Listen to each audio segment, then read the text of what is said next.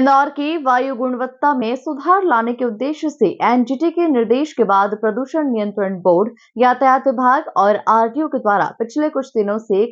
कार्रवाई का दौर लगातार जारी है। वहीं आज भी तीनों ही विभागों ने संयुक्त कार्रवाई करते हुए रिगल चौराहे से मधुमिलन चौराहा के बीच प्रदूषण फैलाने वाले कई वाहनों पर कार्रवाई की।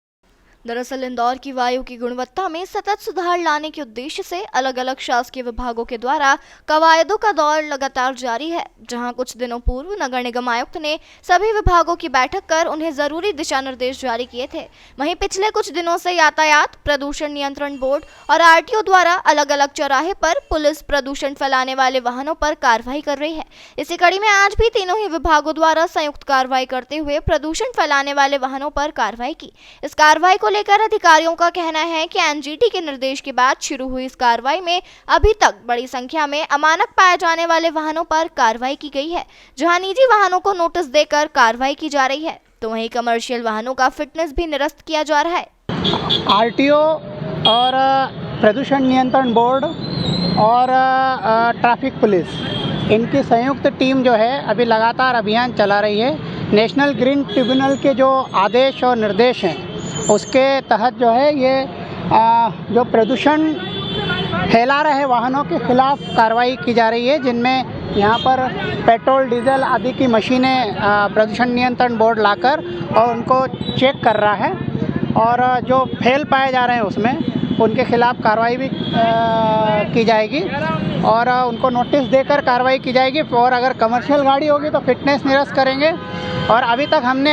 3 दिन के अभियान में 300 वाहन चेक कर लिए हैं, जिसमें से करीब 15-20 वाहन जो है प्रदूषण मानकों पर खरे नहीं उतरे हैं। अभी यह और भी सघन इलाकों में भी चलाया जाएगा, क्योंकि जो धुआं छोड़ते हैं अब वो यहाँ इंदौर में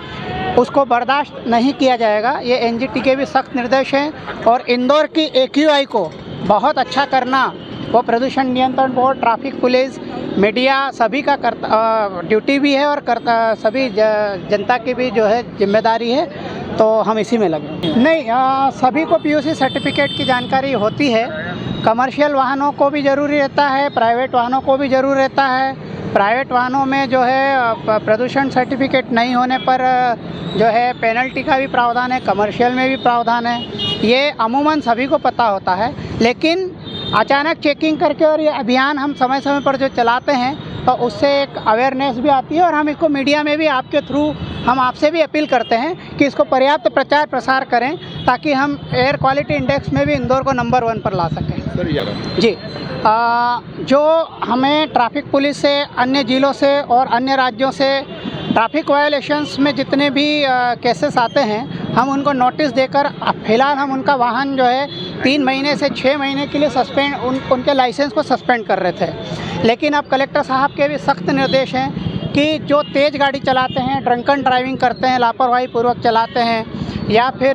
ट्रैफिक सिग्नल का बार-बार वायलेशन कर रहे हैं, उदाहरण के तौर पर अगर किसी ने 3 बार से ज़्यादा वायलेशन किया है तो अब उनके लाइसेंस हमेशा के लिए निरस्त करने के भी निर्देश दिए हैं। उसके बाद वो बनवा नहीं पाएंगे लाइसेंस। इसलिए सभी अलर्ट रहें और ट्रैफिक